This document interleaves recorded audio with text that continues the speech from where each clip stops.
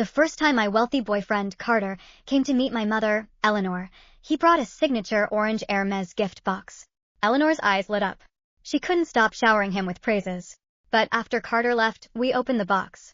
Inside, there was no luxury bag, just a skimpy, three-piece bunny-made outfit. Eleanor's face flushed with anger. If you two want to play bedroom games, why on earth did you involve me? My face burned bright red. I couldn't understand why Carter would pull a stunt like this. If he wanted to play dress up, why didn't he keep it at his place? Why did he have to show it to my mother? Just as I pulled out my phone to demand an explanation, a text from Carter popped up. How is it, babe? Does your mom love the limited edition bag I got her? Reading his text, the words of anger died in my throat. I lifted the lace outfit and measured it against my body. That was when I realized the bust size was at least a D cup, way larger than my own. Looking at my furious mother, I took a deep breath. Eleanor, don't be mad. This outfit wasn't meant for me. I took a deep breath and stuffed the scandalously skimpy bunny suit back into the box. Eleanor's face was still bright red, her chest heaving with anger. Not for you? Then why the hell did he bring this trash into my house? Does he think I'm some senile old fool, or does he just think our family is easy to walk over? Eleanor is a retired elementary school principal. She had lived a dignified life. She had never faced such an insulting situation. On his very first official visit, my boyfriend had gifted her a sex toy of an outfit. If word got out, our reputation in this quiet suburban town would be completely ruined. It would be total social suicide. Maybe he just grabbed the wrong box. I forced a smile, trying to calm her down. You know how Carter is. He's careless. He's a rich guy with too many friends. Maybe one of his buddies left it in his car. Even as I said it, my knuckles turned white, clutching the edge of the box. Grabbed the wrong box? The Hermès box was wrapped so perfectly. If it wasn't prepared on purpose, how could he accidentally bring this specific box into our house? My phone screen lit up again. Another text from Carter. Babe, why aren't you replying? Is your mom too thrilled to speak to me? He attached a cute begging for praise meme. Looking at that stupid emoji, my stomach churned with disgust. Too thrilled? Eleanor wants to take a broom and beat you out of the neighborhood right now. I grabbed my phone and walked out onto the balcony. Let me call him. I'll make him apologize. I slid the glass door shut, blocking out my mother's angry sighs. I didn't text him back. Instead, I called Carter directly. It rang once before he picked up. The background noise was deafening. It sounded like some high-end club, with girls giggling in the background. Hey, babe. Carter's voice sounded smug and distracted. So, what's the verdict? That bag is a limited edition piece I had to pull serious strings to get. Your mom is going to look so classy carrying it. Carter, I interrupted him, my voice freezing cold. Who is the gift in that box actually meant for? There was a sudden pause on the other end. The giggling in the background grew faint. He must have walked to a quieter hallway. What do you mean? It was for your mom, of course. I stared down at the dry, winter lawn of our neighborhood, a mocking smile on my face. I decided to drop the bomb. Do you know what was actually inside that Hermès box, Carter? It wasn't a purse. It was a lace bunny girl outfit with a crotchless thing. And the top size is a 36D. Silence. Dead, suffocating silence for a solid 5 seconds. Fuck. Carter cursed loudly. Oh shit. I grabbed the wrong one. Babe, listen to me. I swear it's a massive misunderstanding. I went shopping with Mason this afternoon. You know Mason, he's a total frat boy. He wanted to buy this kinky stuff for his new girlfriend. I bought the bag, he bought the outfit. The two boxes looked exactly the same. Same size, same orange color. I was just so excited to see that when I got out of the car, I grabbed the wrong box. Honestly, the logic was perfect. It sounded completely believable. I kept my voice calm, pretending to buy it. Really? Yeah, Mason has always been a bit wild. Sensing I was softening, Carter immediately jumped on it. Exactly. That guy has nothing but dirt in his brain. He made me look like a total creep in front of your mom. He promised over the phone, don't worry, babe. I'm calling Mason right now to scream at him. Tomorrow morning, I'll come over to apologize to your mom in person. The real bag is still with Mason. I'll go get it. To show how sorry I am, I'll buy another one. 2 Hermès bags for your mom to make up for this mess, okay? 2 Hermès bags. What a generous move. If this were before, or if I were any other naive girl, I might have been blinded by his wealth. I might have even thought it was sweet how responsible my boyfriend was when he made a mistake. But right now, the only thing in my mind was that 3060 bunny suit. If he really grabbed the wrong box, why was the lingerie packed so beautifully inside a real Hermès box? Even if Mason bought it, what kind of guy puts cheap lingerie into a multi-thousand-dollar luxury purse box to take home? Unless this was done on purpose. Or Carter had prepared 2 gifts from the start. One for his 3060 side chick. And one for his official girlfriend's mother. And in his rush, or perhaps right after climbing out of that 3060 chick's bed, he got confused and mixed them up. Carter, I said, my voice sweet and playful. Mason is really living the life, isn't he? I didn't know he and his girl were so adventurous. Oh, totally. He's a wild animal, Carter chuckled over the phone, trying to play along. His girlfriend, Scarlett, right? I casually threw out the bait. When we had dinner last time, she seemed so quiet and shy. I didn't expect her to be so wild behind closed doors. On the other end of the line, Carter's breathing hitched for a split second. But he recovered quickly, his tone becoming even more confident. Babe, you don't know her. Scarlett is only quiet in public. When she's alone with Mason, well, you get it. It's just their little bedroom game. Anyway, babe, I gotta go. I need to find Mason and swap the boxes. Apologize to your mom for me. I'll see you tomorrow. He hung up quickly, as if afraid I'd ask more questions. The smile on my face instantly vanished. Men lie. It's in their DNA. I opened Instagram, my fingers trembling as I scrolled through my chats until I found Scarlett's profile. 6 months ago, Carter, Mason, Scarlett, and I had double dated. That was the first time Carter introduced me to his wealthy social circle. During dinner, Mason was incredibly attentive to Scarlett, and Scarlett looked at him with pure adoration. I could tell she genuinely loved him. Because she was sweet, I added her on Instagram. I clicked on Scarlett's profile. I scrolled down to a post from 3 months ago. The photo was a torn picture of her and Mason, with clothes scattered all over the floor. The caption was sharp and final. Trash belongs in the trash can. If you can't keep it in your pants, get the hell out of my life. 3 years wasted on a dog. Mason, I hope you rot. Mason had left a comment below, which was deleted later, but I remembered it clearly. Whatever. Stop acting like a saint. 3 months ago. They had broken up 3 months ago. And it was a toxic, ugly breakup. They blocked each other on everything. So, who was the lingerie for Mason's girlfriend really for? A ghost? Or was it just a convenient cover story Carter made up to hide his cheating? More importantly, Carter had agreed without hesitation when I mentioned Scarlett's name. It was obvious. He was lying. He was using a dead relationship to cover up the real owner of that bunny suit. The image of the 36D outfit flashed in my mind again. 36D, a very specific, very voluptuous body type. So, Carter had a curvy woman hidden in his life. A woman I didn't know about. Chloe? What's going on? Eleanor pushed open the balcony door, looking at me with worry. What did Carter say? Was it really a mistake? Looking at my mother's silver hair and her anxious eyes, the anger in my chest turned into cold determination. I turned around, hugged her arm, and smiled brightly. Yes, it was just a stupid mistake. Carter bought it for his buddy Mason. Mason's girl. Well, young couples these days play some weird games. Carter was just stupid enough to let his friend put his stuff in his car. Eleanor let out a long breath, patting her chest. I knew it. Carter is a good boy. He wouldn't do something so disrespectful. You scared me. But that Mason guy is a bad influence. Tell Carter to stay away from him. I will, I nodded obediently, guiding her back to the living room. Carter said he's bringing you 2 new bags tomorrow to make it up to you. Oh, he doesn't need to do that. As long as it was a misunderstanding. Eleanor smiled, her anger completely gone. I helped my mother get ready for bed. When I returned to the living room, I stared at the orange Hermès box on the coffee table. Inside, the bunny suit was lying quiet. But my heart felt heavy and cold. Carter, if you want to play games, let's play. But if you think 2 bags are going to buy your way out of this? In your dreams. To find out who the other woman was, I spent the night digging through Instagram. I searched through local socialite pages and party tags. A friend of mine who works in PR had told me about these accounts. They were filled with local gold diggers and trust fund babies. I typed in the name of the exclusive club Carter frequented, adding the keyword bunny. The search loaded. A post from 10 minutes ago popped up. The username was sweet_Mia. The photo was a selfie taken in a dimly lit VIP lounge. The girl had a face clearly modified by plastic surgery, with an incredibly prominent chest. In her hand, she was holding an orange Hermès box. The exact box Carter claimed to have mistaken. Her caption read, "Dumb hubby meant to give me the roleplay bunny outfit, but accidentally gave his old lady the bag instead. This color is so grandma, who wants a grocery bag anyway?" And there was a pinned comment below her post. But hubby said the outfit was custom made for my size, and no one else could pull it off. He promised to get me 2 limited edition bags tomorrow to make it up to me. I let out a cold laugh. My fingers froze above the screen. 3060, old lady. Grocery bag. Good. Very good.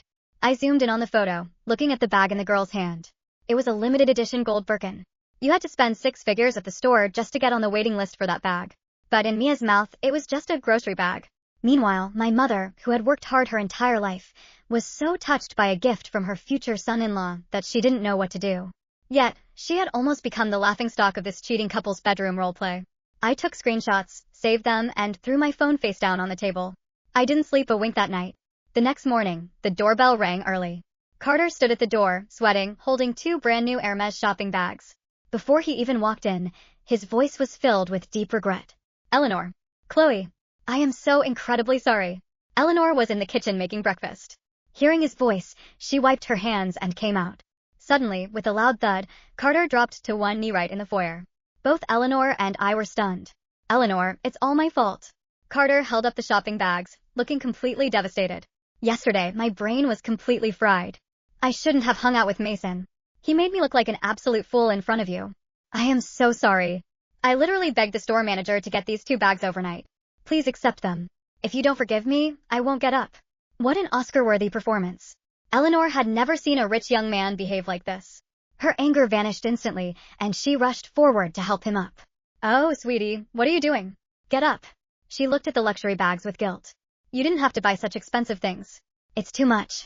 Carter stood up, a humble, pleasing smile on his face. He even found a moment to wink at me secretly. As long as you're happy, Eleanor, it's worth every penny. I already screamed at Mason. Good, good. Eleanor smiled warmly, completely satisfied with his attitude. I stood by the side, watching the show in silence. Carter put the bags on the coffee table, wrapped his arm around my waist, and whispered in a low, suggestive voice.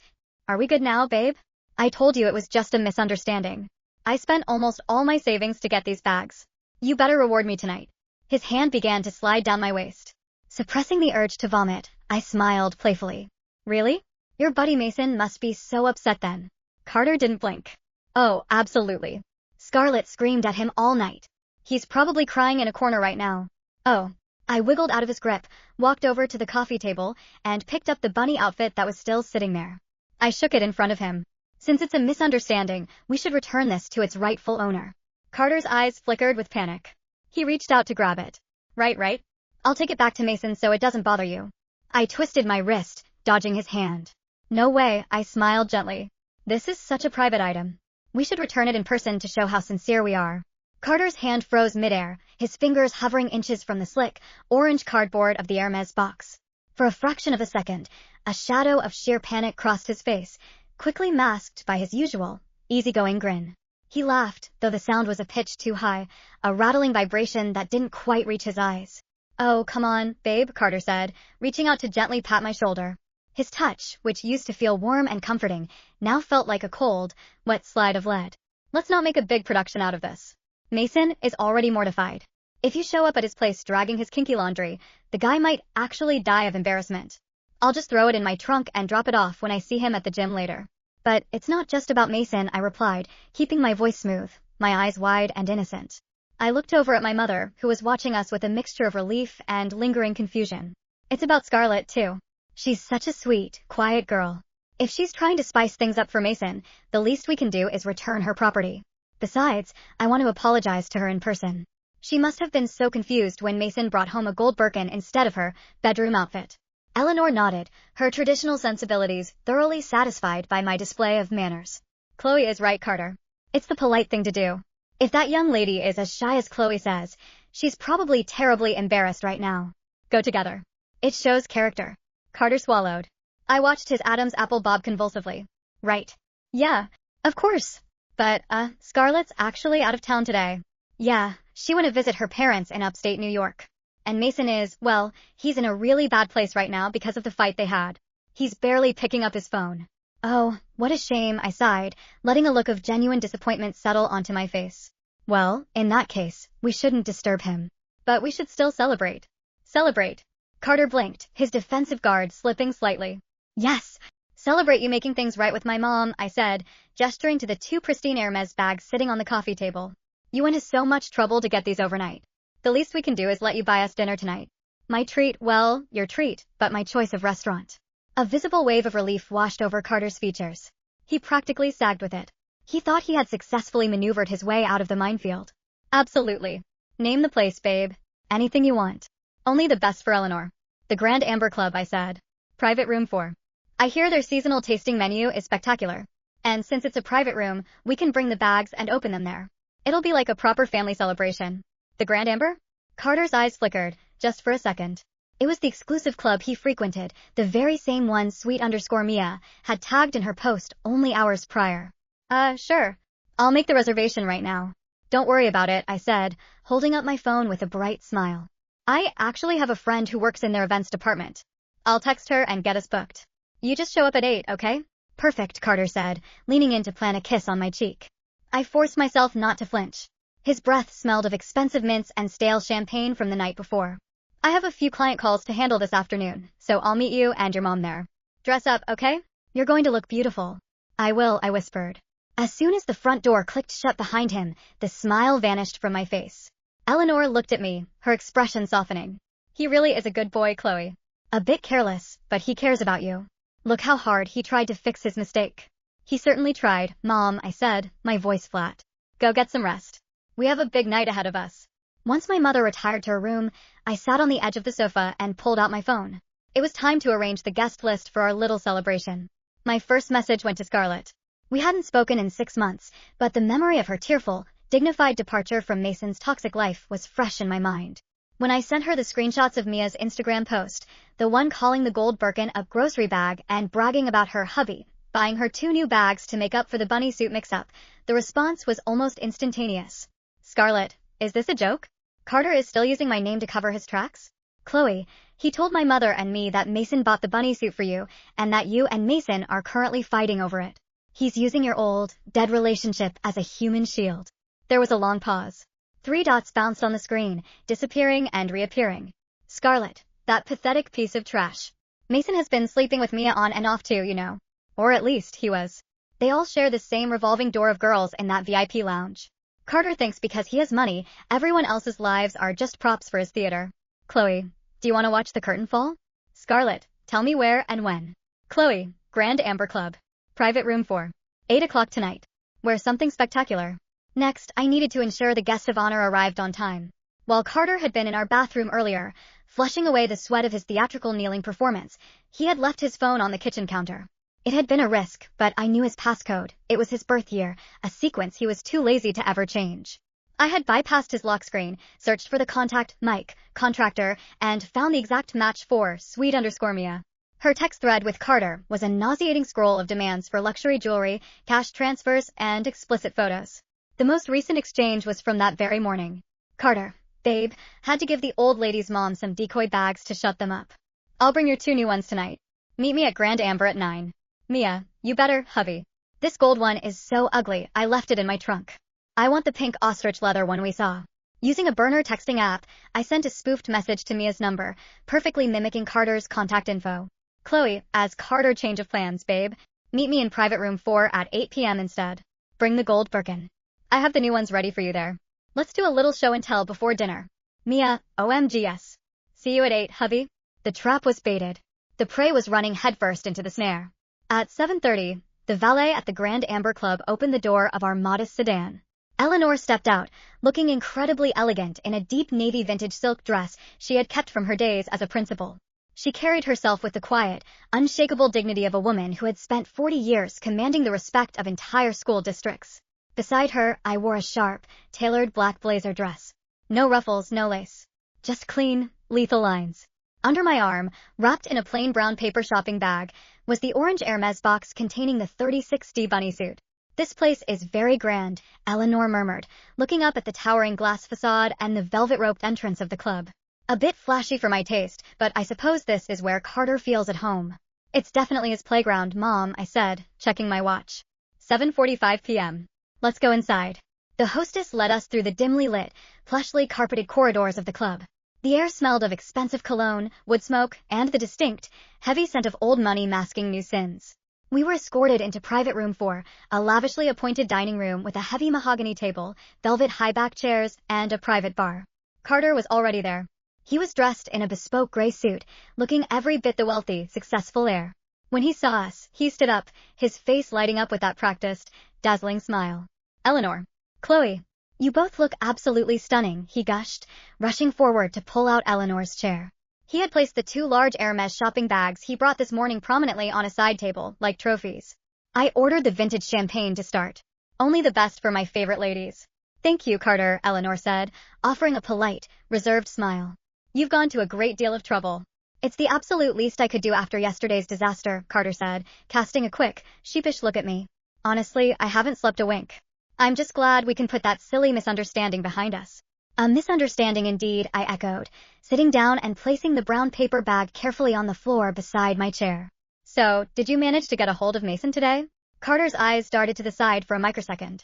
Oh yeah, briefly. He's still a total wreck. Scarlett is refusing to take his calls. It's a mess, really. I told him he needs to grow up. Is that so? I leaned back, taking a sip of the water the waiter had poured. Because I actually managed to get in touch with Scarlett myself. The color drained from Carter's face so fast it was almost comical. The bottle of champagne the waiter was presenting sat forgotten on the sideboard. You talked to Scarlett? Carter stammered, his voice dropping an octave. When? Just this afternoon, I said, my tone light and conversational. I wanted to make sure she was okay. After all, if my boyfriend's best friend was causing that much drama, I felt a little responsible. She was actually very surprised to hear from me. Chloe, honey, you shouldn't have interfered, Eleanor said gently, though her eyes were sharp, observing Carter's sudden, nervous twitching. Young couples need space to resolve their issues. Oh, they've had plenty of space, Mom, I replied, staring directly into Carter's sweating face. In fact, they've had about 3 months of it. Before Carter could formulate a response, the heavy oak door of the private room swung open. Did someone mention my name? Scarlett stepped into the room. She was breathtaking. She wore an emerald green slip dress that clung to her lean frame, her dark hair falling in perfect waves over her shoulders. She looked radiant, confident, and entirely devoid of the heartbroken grief Carter had spent the last 24 hours describing. Carter actually stood up, his chair scraping loudly against the hardwood floor. Scarlett? What are you doing here? Chloe invited me, Carter, Scarlett said, her voice dripping with ice as she walked over and took a seat right next to me. She didn't even look at Carter. Instead, she turned her warmest smile toward my mother. Hello, Eleanor. It's so wonderful to see you again. You look beautiful. Thank you, dear, Eleanor said, her brow furrowing as she looked between Scarlett and Carter. But, Carter, didn't you say Scarlett was in upstate New York visiting her parents? She must have come back early. Carter scrambled, his hands shaking as he reached for his water glass. Scarlett, I didn't think you'd want to be out. Mason told me you guys were. Mason is a lying, cheating dog, and so are the people he associates with, Scarlett interrupted, her tone sharp and precise. She leaned forward, resting her chin on her hand, staring at Carter. Mason and I broke up 3 months ago, Carter. We haven't spoken a single word since. So I'm incredibly curious as to why you've been telling your girlfriend and her mother that Mason bought a kinky bunny outfit for me yesterday. The silence in the room became heavy, suffocating. Carter's mouth opened and closed like a fish gasping for air. That is. Mason must have lied to me. Yes, he told me he was buying it for his new girlfriend, and I must have assumed. I just got confused. Oh really? I reached down, pulled the orange Hermès box out of the brown paper bag, and placed it squarely in the center of the mahogany table. You got confused? But Carter, the bunny outfit in this box is a size 36D. Scarlett is a B cup. And more importantly, if this was Mason's purchase, why was it packed so beautifully inside a real Hermès box? Mason doesn't even shop at Hermès. He used my box. To hide it. Carter's voice was growing thin, frantic. He looked at Eleanor, pleading. Eleanor, you have to believe me. This is all just a massive misunderstanding. Mason is a bad influence, I swear. I would never disrespect you or Chloe like this. Eleanor didn't say a word. She sat perfectly still, her hands folded in her lap, her eyes fixed on Carter with the cold, dissecting gaze of a principal who had caught a student red-handed. And then, right on cue, the door opened for the second time. Hubby. Oh my God, this place is so hard to find. Mia breezed into the room. She was a whirlwind of artificial scent, towering platform heels, and a tight, low-cut designer dress that left absolutely nothing to the imagination. Her chest, a very prominent, unmistakable 36D, heaved as she walked. And in her hand, clutched tightly by its leather handles, was the gold Birkin bag. Carter, babe, why is it so dark in here? Mia complained, completely ignoring the rest of us, as she marched straight up to Carter and threw her arms around his neck. And who are these people? You told me we were going to swap this ugly grandma bag for the pink ostrich one. Where are my 2 new bags? She pointed directly at the 2 orange Hermès shopping bags sitting on the side table, the ones Carter had presented to my mother that very morning as an apology. The air in the room froze. Carter looked as if he might actually faint. He tried to push Mia off him, his face turning a deep, mottled purple. Mia, get off me. What the hell are you doing here? I don't know who you are. Get out. What do you mean you don't know me? Mia squeaked, her voice rising in indignation. She pulled back, her heavily glossed lips curling into a pout. You literally texted me 20 minutes ago to meet you in room 4. You said you had my new bags ready. And, don't play dumb, you're the one who got my size wrong and gave my bunny suit to your old lady yesterday. She turned her head, her eyes landing on the orange box sitting on the table. Oh, there it is. Mia reached out and snatched the lid off the box, pulling out the lace, crotchless bunny outfit and holding it up against her chest. See? This is mine. Carter had it custom ordered for me. Who else could even fit into this? Mia, shut up. Shut the fuck up. Carter roared, completely losing his polished, gentlemanly facade. He grabbed her arm, trying to drag her toward the door. You're crazy. You're trying to ruin my life. Get out of here. Ow. You're hurting me, Carter. Mia yelled, slapping his hand away. What is wrong with you? Is this because of her? She pointed a long, manicured acrylic nail directly at me. Is this the charity case girlfriend you're always complaining about? The one you said you only stay with because her family is easy to control. My heart hammered against my ribs, not with sadness, but with a cold, roaring fire of vindication. I looked at my mother. Eleanor had not flinched. She had not raised her voice. But the sheer disappointment and disgust radiating from her was more powerful than any scream. She looked at the gold Birkin in Mia's hand, then at the kinky lace outfit dangling from Mia's fingers, and finally at Carter, who was panting, trapped in the corner of the room. So, Eleanor said, her voice quiet, cutting through the chaos like a scalpel. This is the limited edition bag you brought for me yesterday, Carter. Eleanor, please, Carter begged, dropping to his knees again, just as he had done in our foyer this morning. But this time, there was no charm, no rehearsed regret. He was pathetic. I was stupid. I made a mistake. It was just a fling, it didn't mean anything. I love Chloe. I want to marry her. I bought those 2 bags for you today to show how much I respect you. Respect? Scarlett let out a sharp, mocking laugh. Carter, you don't even know the meaning of the word. You've been cheating on Chloe with Mia and 3 other girls from the VIP lounge for the last 8 months. You use Mason's name as an alibi, and you use your family's money to buy silence. But guess what? Today, the bank is closed. You bitch. Carter spat, glaring at Scarlett. Don't you dare speak to her like that, I said, my voice ringing clear and steady as I stood up. I walked over to the side table and picked up the 2 new Hermès bags Carter had brought for my mother. I looked inside. 2 beautiful, pristine leather handbags. Worth easily $30,000 combined. You bought these as an apology, right, Carter? I asked, turning to face him. You knelt in our home, in front of my mother, and begged her to accept them as a gift to make up for your carelessness. Yes, Chloe, they're hers. They're a gift. Just please, let's go home and talk about this. Excellent, I said, handing both bags to my mother. Mom, these belong to you legally.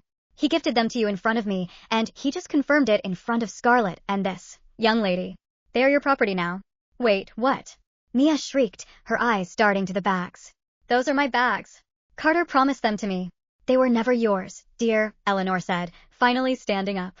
She adjusted her vintage silk dress, her posture perfect. She looked down at Carter, who was still on his knees, looking utterly defeated. Carter, Eleanor said, her voice dropping into the quiet, commanding tone she used to use on the most difficult students in her school. In my 40 years of education, I have met many foolish, dishonest children.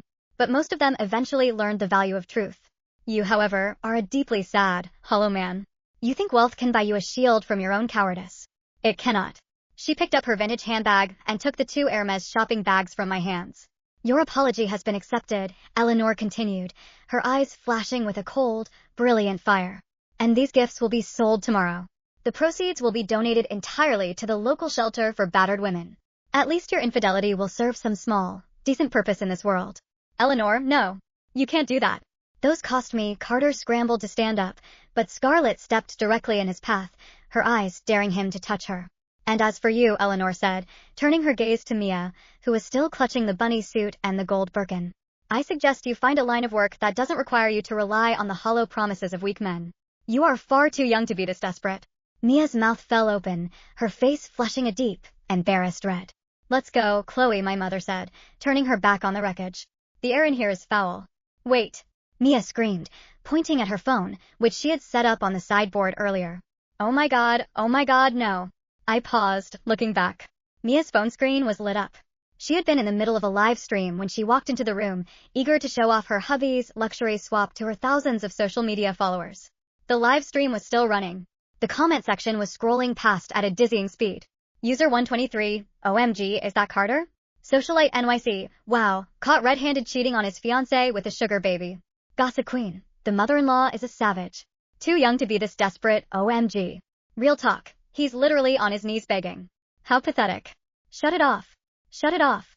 Carter yelled, lunging for the phone, but he tripped over the strap of Mia's platform shoe and went crashing into the mahogany dining table, sending the vintage champagne glasses shattering to the floor. I looked down at him, lying amidst the broken glass and spilled wine, his expensive suit stained, his dignity entirely shattered. Goodbye, Carter, I said softly. I hope the 36D was worth it. The cool night air of the city hit us as we walked out of the Grand Amber Club. Scarlett walked beside us, a bright, genuine smile on her face. That was the most satisfying thing I have ever witnessed. Eleanor, you are my absolute hero. Eleanor chuckled, a soft, warm sound. Well, dear, when you spend decades dealing with misbehaved children, you learn exactly where to strike so they don't dare talk back. She turned to me, wrapping her arm tightly around mine. Are you okay, Chloe? I looked up at the stars, feeling the heavy weight that had settled on my chest since yesterday morning finally evaporate into the crisp night breeze. I felt light. I felt free. I've never been better, Mom, I said, smiling. Truly. Good, Eleanor said, patting my hand. Now let's go home. Tomorrow, we have some very expensive bags to sell, and I think we deserve a trip to Europe with the leftovers. I think that's a wonderful idea, I laughed. We walked toward the valet, leaving the flashing lights, the scandal, and the hollow wealth of Carter's world far behind us. Some boxes are meant to be opened, and some trash is meant to be thrown away. I was just glad we had finally cleared the clutter from our lives.